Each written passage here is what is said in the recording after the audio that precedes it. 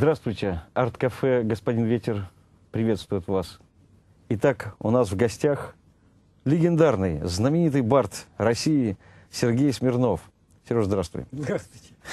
Ну что ж, начинаем с песни.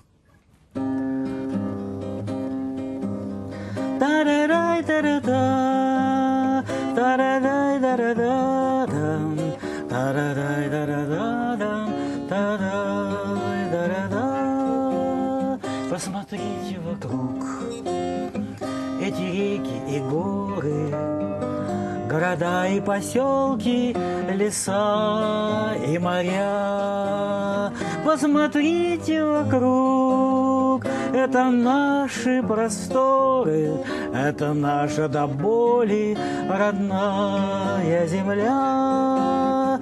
Посмотрите вокруг, это наши просторы, это наша до боли родная земля.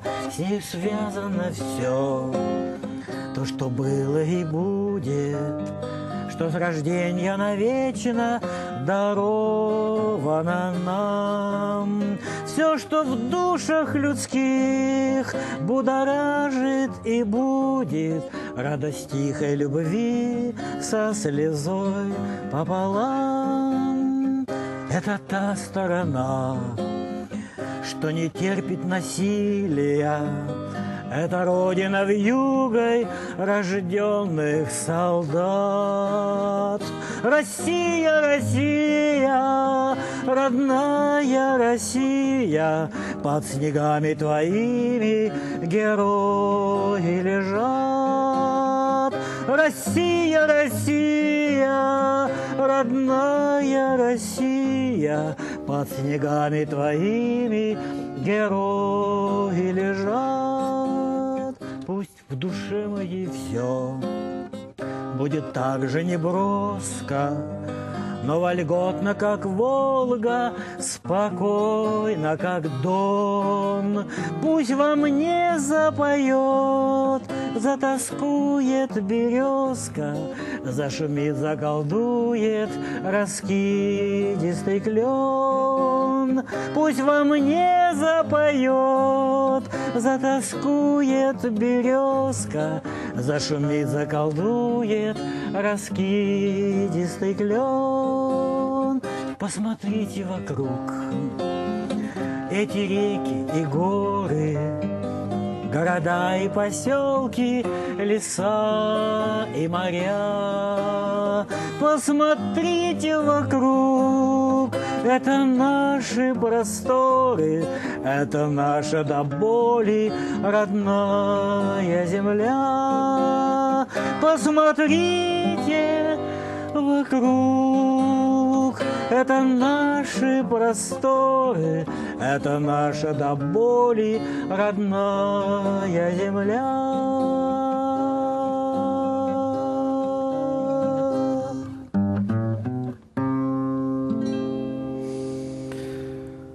Ну, мы уже знаем, что ты заканчивал МГУ, что ты работал в Курчатовском институте, что ты занимался боксом и заканчивал музыкальную школу. А вот я еще знаю, что ты большой любитель путешествий.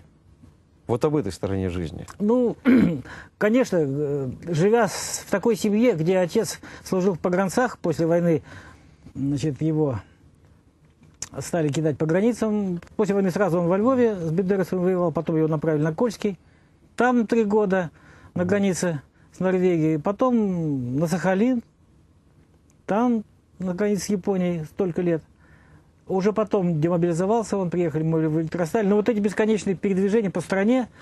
И вот когда 15 суток едешь на поезде во Владивосток, а потом еще на пароходе до Холмска, где мы жили, это сказочный для меня, для ребенка, детский мир открывался за окнами вагонов. А потом, после этого, когда уже обратно возвращались, это же еще раз мимо Байкала проезжать, мимо совершенно фантастических Уральских гор, где такие красоты. Конечно же, вот страсть к путешествию, когда всегда восхищаешься тому, что тебя окружает. Это настолько... Да, родители вот иногда сами того не ведая определяют нашу будущую судьбу. Да, Вот да. я вынужден был ездить в Архангельскую область, на самую границу с Коми СССР, в деревню, где жила моя бабушка. И вот начиная вот с 3-летнего возраста, каждое лето мы туда все время приезжали. И потом я уже ездил самостоятельно, будучи на школьных каникулах. И вот тоже так вот и остался, как говорится, так с тех пор и называю родным домом дорогу. Да, страсть перед движением. Да. Вот. Ну и, естественно, одна из, наверное, основных тем в русской лирике, это, конечно, дорога. Дорога. И это тоже не случайно. Правильно же, да? Да. Я вот когда слушал, сейчас я немножко отвлекусь. Ну, понятно, что это тютчевские, рубцовские мотивы, да? Я вдруг почему-то одну историю смешную вспомнил. Вот однажды, лет 40 назад, в литературном институте исчезли все эти огромные портреты писателей-классиков. Они в таких были золоченых рамах, тяжеленные, страшные. Но вдруг они почему-то исчезли. Все, прямо со стен. А ректором был тогда Сергей Наровчатов. Он вызвал наряд милиции, чтобы расследовать это дело. А сам собрал группу активистов, комсомольцев и пошел, так сказать, громить, как они тогда говорили, да, громить Бобровник, громить этих вот злостных прогульщиков и прочих неуспевающих ребят. Но заходит в комнату к Рубцову, Николаю Михайловичу, тогда еще очень молодому, начинающему поэту, студенту 2-го курса, и видит, сидит Николай Михайлович в окружении всех этих огромных портретов. И на вопрос Наровчатова: «Коля, как же так?» Текст был такой: ну вот решил выпить в приличной компании, и то не дали. Классно. Вот я слушал сейчас вот эту твою песню, и мне почему-то вспомнилась эта история, уж не знаю почему. Давай. Да.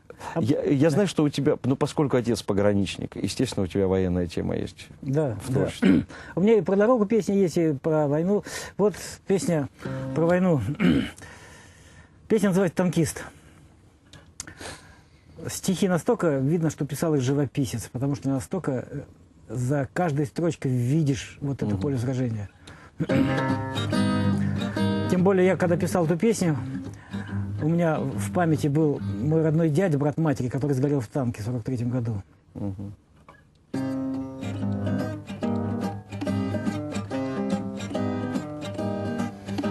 Огонь, разрыв, осколков, свист, я рад пехотной доле, я в землю врыт, а вот танкист горит в открытом поле. Горит танкист, горит, горит, как звездочка сияет. А полк в земле, а полк лежит, а полк не наступает. И я по уши в землю врыт, я жалкая пехота.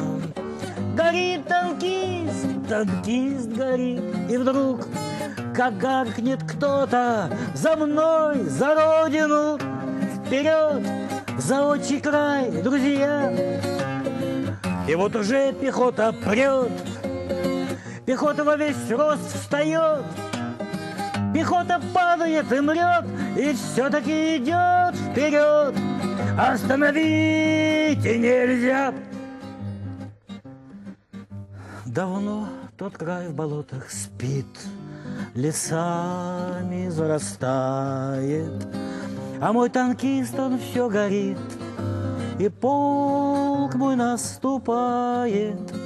Еще немного лет пройдет, нас черт со свечкой не найдет, но там в лесах среди болот, где мрак зеленый спит, безмолвный полк вперед идет, беззвучный танк горит.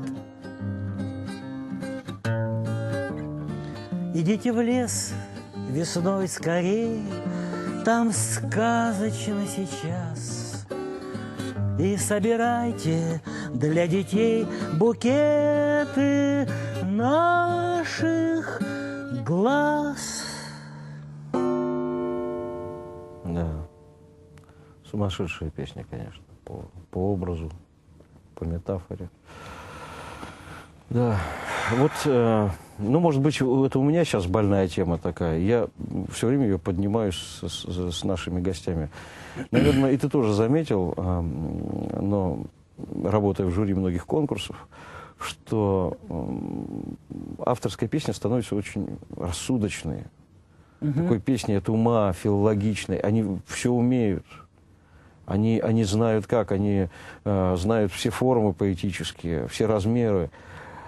А при этом слушаешь и понимаешь, что за этими метафорами, за этой формой, как правило, ничего не стоит. В душе ничего не остается. Да, какое-то сплошное умствование и какие-то потуги на что-то. Ты не обращал внимания? Вот в связи с чем это? А мало того, если вдруг человека мы отметили хоть как-то, сколько, потом как он пыжится, как он начинает прям вот возвеличиваться, вот сам перед собой. Но это тоже как-то не всегда правильно. Ну, здесь уже... Другое. Это уже... Да, это уже другое. А вот почему, откуда вот эта тенденция взялась?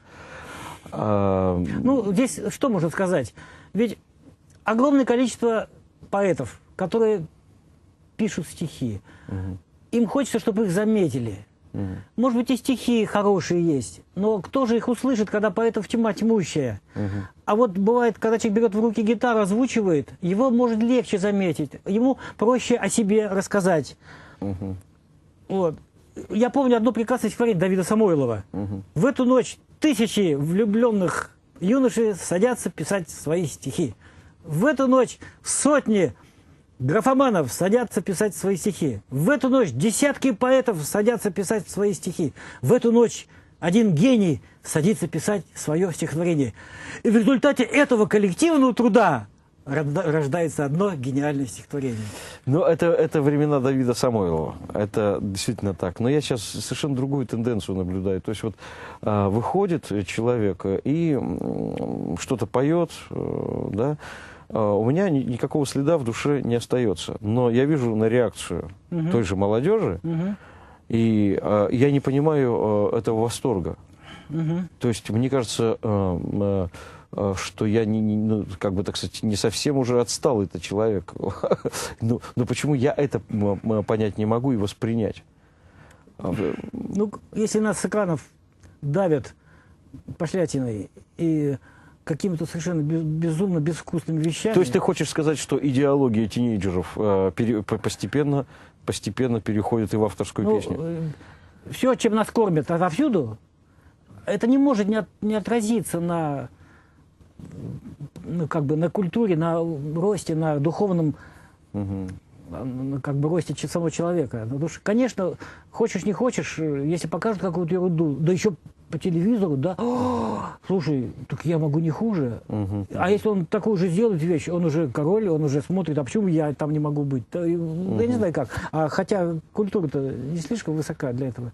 Хотя ведь если говорить о каких-то таких вот, ну, совсем интересных сюжетах, да, вот мне опять же сюжет с Рубцовым вспомнился один. Ведь можно их прямо вот взять из истории нашей литературы. Вот. А вот сюжет такой. Был такой замечательный поэт Юрий Поликарпович Кузнецов. Да, ну, один из самых выдающихся лириков второй половины 20 века. Вот Юрий Поликарпович как-то влюбился. А девушка была прямо в его вкусе, такая блондинка, училась в железнодорожном институте. Вот, с формами, какие вот Юрий Поликарпович любит, да. Юрий Поликарпович ведет свою избранницу в общежитие Литинститута. А в то время были гонения на Рубцова. Его уже отовсюду отчислили из очного, из заочного, и выселили из общежития. Жить ему было негде, он перебивался по комнатам у своих друзей там. Но все это проживание было нелегальное. И вот ведет Юрий Кузнецов невесту в общежитие.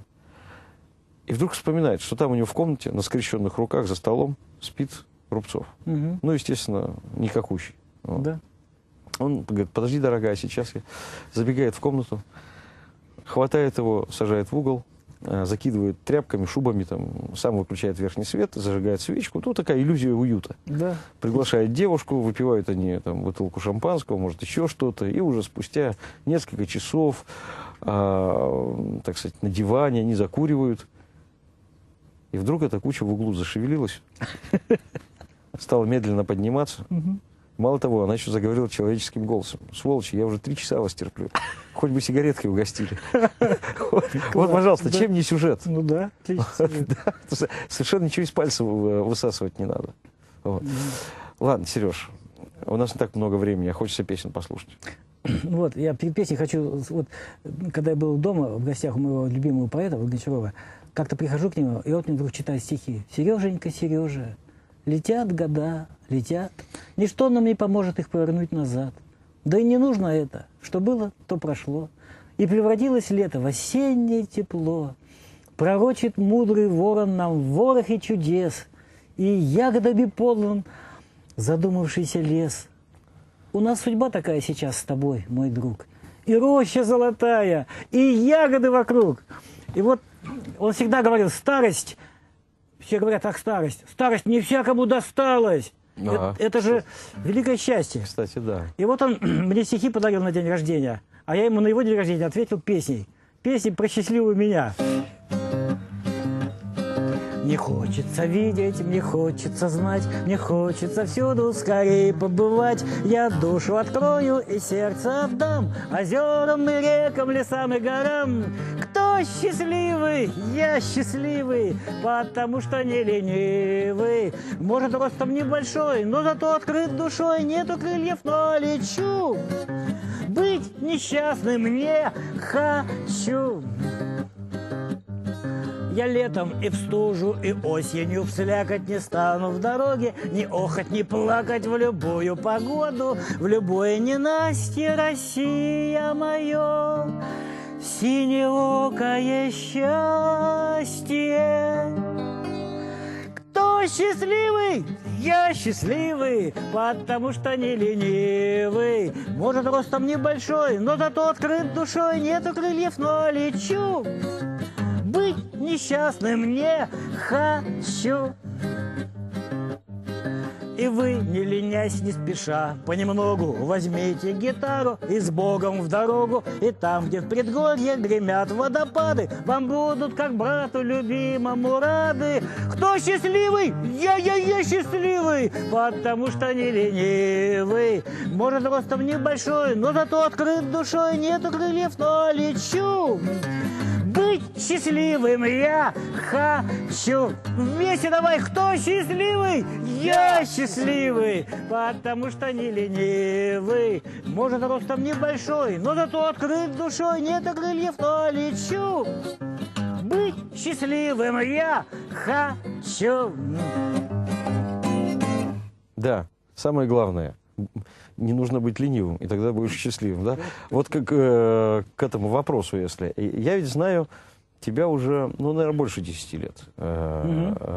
И видел тебя выступающим в составе разных ансамблей. Там, например, «Девятнашка». «Девятнашка», которая потом «Кают-компания». Да, вот об этом поподробнее, об этой истории. Что такое «Девятнашка», почему «Кают-компания»? Ну, это длинная действительно история. Как-то еще во время студенческие времена у нас были коллективные концерты, где, ну, по разным предприятиям, по студенческим аудиториям. Ну, вот, и как-то после одного очень удачного концерта все вдохновились. И вдруг у одного из члена нашего коллектива, вот такого неожиданного, день рождения оказался. И он всю толпу привел к себе домой. И это было как раз 19 февраля, 60, там, по-моему, 2-го года, 63-го. Ну, вот, и мы все пришли и всю ночь провели, пели друг другу песни, которые мы совсем не пели, а вот друг другом делились своим самым сокровенным. И это настолько всем понравилось, что мы с этого момента стали каждое 19 число, каждого месяца собираться, ну, кроме летних там. И это продолжалось много-много лет. Потом был некий перерыв. Ну, и в составе ансамбля вдруг возникла такая идея. Там у нас Валерия Шишкина, такая была, женщина с чудесным голосом. И она говорит: ребята, а почему нам не организовать ансамбль такой? И вот быстренько собрался Саша Евстигнеев, Валерия Шишкина. Вот, тогда была еще Наташа Родионов, да, вот, которая потом Лену притащила, Денисову, к нам. И я. И вот мы, такой квартет впятером, сначала вчетвером, потом пятером, записали диск, изумительный диск. Там 4 моих песни в этом диске из 20 там. Ну, просто замечательный диск. Сейчас вот вдогонку этому диску идет подготовка второго диска уже двойного. Может быть, двойной нам удастся диск выпустить, ну, по концертным записям, потому что ансамбль мы уже практически не выступаете. Не поем вместе. Вот, вот поэтому обидно, мне так обидно. Но тут ситуация какая? Значит, у Наташи Родионовой, у ней больше интерес к джазу, к эстраде. Ну, то есть не сошлись во вкусах. Ну, потом, за это время, у Саши Евтигнеева, он с Настей выступает великолепно, да, он создал новый сплав классики с бардовской песней, там, допустим, он перемежает. Но они у нас были здесь. Они у вас были, да. Ну, короче, да, вы знаете, да. Но появились некие вот интересы. Мне, конечно, безумно жалко, что... Потому что у меня столько еще песен хотелось услышать в исполнении ансамбля, потому что мои песни требуют многоголосия. Да. Потому что там столько можно сделать классного. Такие... Ну, хорошо, что без многоголосия хотя бы слушай. Ну да. Кстати, у нас не так много времени осталось, Да. Сереж. Может быть, все-таки песню? Так. Ну вот тогда я детских песен не пел. Во Владивостоке был фестиваль одно время «Приморские струны». И вот там эмблема этого фестиваля стала моя вот песня эмблемой про кита. И там же был транспарант, где кит стоит и поет песню. Кит с гитарой. Песня такая. Тот завел себе собаку, тот завел себе кота, тот завел себе корову, я завел себе кита. Кит попался мне хороший, очень добрый и большой. Я назвал его Тимошей, привязался всей душой. В синем море, океане мой Тимоша служит мне. Можно жить, как на поляне, у Тимоши на спине. Полежу, позагораю, на гитаре поиграю, стану рыбку половлю, это дело я люблю. Здесь порой бывает жарко, но кругом ведь океан. И воды киту не жалко, приглашает под фонтан. Под фонтаном освежусь, над стихами подружусь, или книжку почитаю, или просто спать ложусь. Мчится кит меня катая, от Цейлона до Китая. Солнце блещет, волны плещут под ударами хвоста. Не раскаюсь никогда я, что завел не попугая, ни корову, ни кота, а завел себе кита. Браво. Вот я совершенно не ожидал от тебя услышать детское направление. Ой, у меня много детских песен. Да, ну вот как-то вот получилось так, что мимо меня все вот детское именно. Я слышал уже в составе кают-компании. А почему кают-компания? Вы морскую тематику пели? Или почему вдруг?